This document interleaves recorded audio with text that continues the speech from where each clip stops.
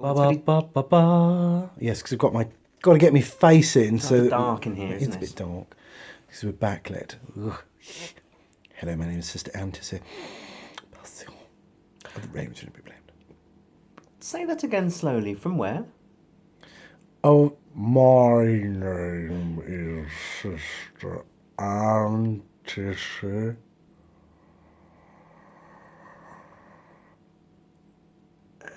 Patient This is the bit I missed of. of the rain, which isn't really to be blamed. Thank goodness for that. I didn't know what. I didn't always catch all of it. Of the rain that isn't to be blamed. Yes, of the rain, which isn't really to be blamed. Thank So you. I'll remove the cause, but not the symptom. Alice Klar. Wunderbar. So there's a whole minute on our names. I hope you've skipped. I'll put a warning at this one to skip. Anyway, nonsense.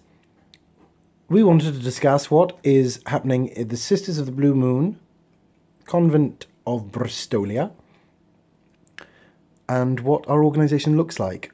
So, we are a non-hierarchical collective where we have our fully professed members or novices back in the day when we were a mission as signatories for the account, and it requires a few of us to sign because of the nature of the account, and we had to make that a private members club because that's the best way of describing what we are, because we is political.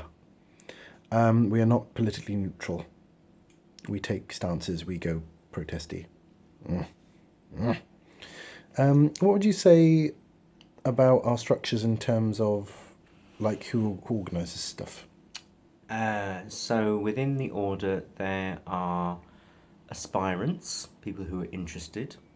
There are postulants, people who've actually said, I want to be a part of this. And then they are part of, but don't vote. The part where you then become a voting member is when you become a novice, like myself.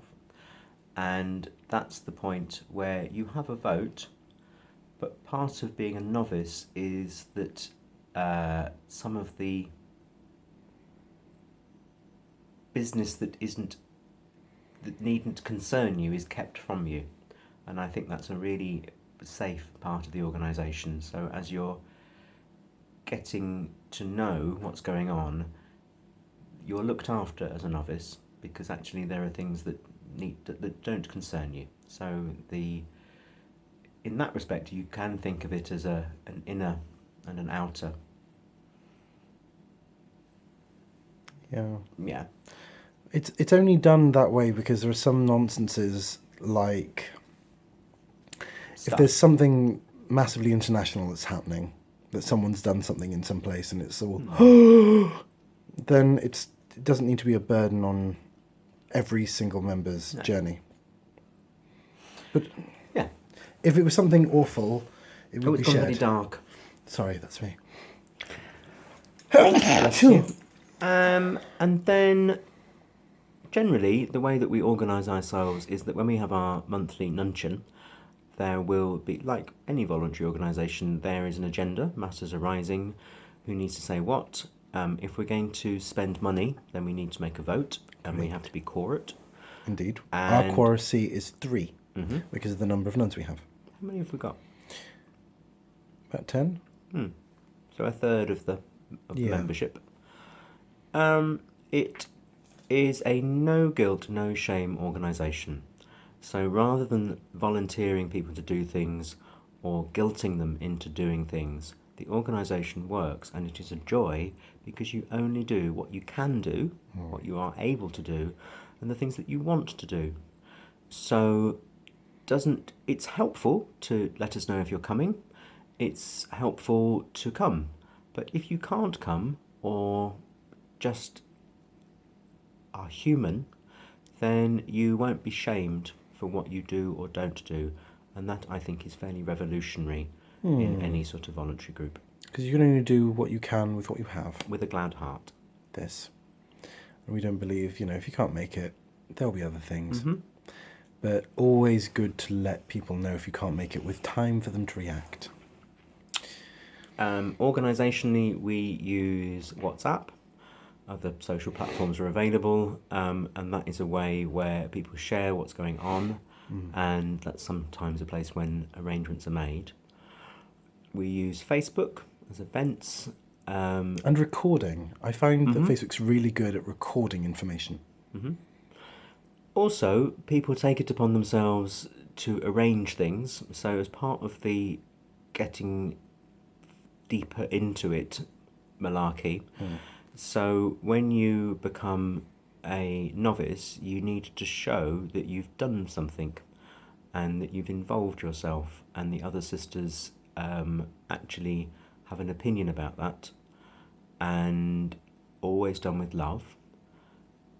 Then once you're a novice, you then involve yourself more, as I have been doing.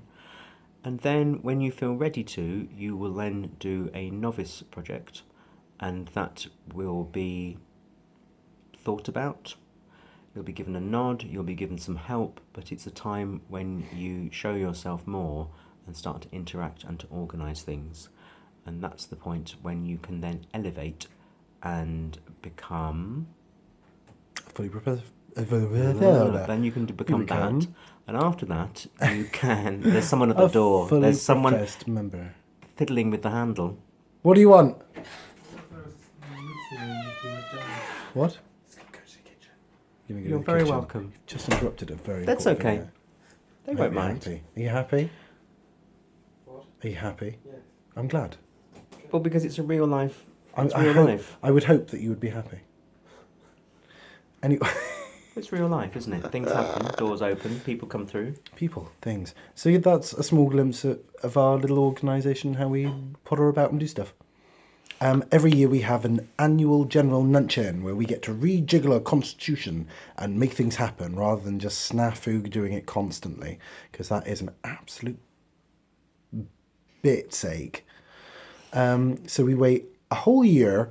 If it's something revolutionary, like when we passed the social model of disability, when we started treating disabilities as things that happen to people as a human problem rather than something, oh, you have a wheelchair, then we have to do X, Y, and Z, and that just be a one-stop approach to all disability, is that we just take everyone with a pinch of salt, or a floor full of salt. That's very you can't see the big patch of salt on the floor, but there's a big one. But thank you. Lol. Also, because we're people and things arise, then when difficulties have arisen, there is a guiding principle of how they get resolved, which is about love and compassion, and not shaming people, and not blaming them, and that to me is a way of an organisation being healthy. So things happen, but it is a way of, it's just an approach really of love and compassion. Yes. Equally though, we do not allow members to join if they cannot play well with others. So it is a protective measure that is observed in many different houses across the world, which is when you have a destructive entity who hasn't really realised a lot of things about themselves, who seeks to turn members against each other, or to use deception to gain things, or exudes things like the need of power over others. We don't like that in our convent, and because you'll always get people who will see that there's a vacuum of power and insert themselves as a power thing. We're turned off by that. Stop very. Don't need it. But also, here's an organisation that doesn't play that game. Yeah. And that seems to be a way of, that just filters out difficult people because they can't win. It's not going to work. No, because they want something that they will not get here. Anyway, that's our small musings on things. I hope that it helps. You are loved.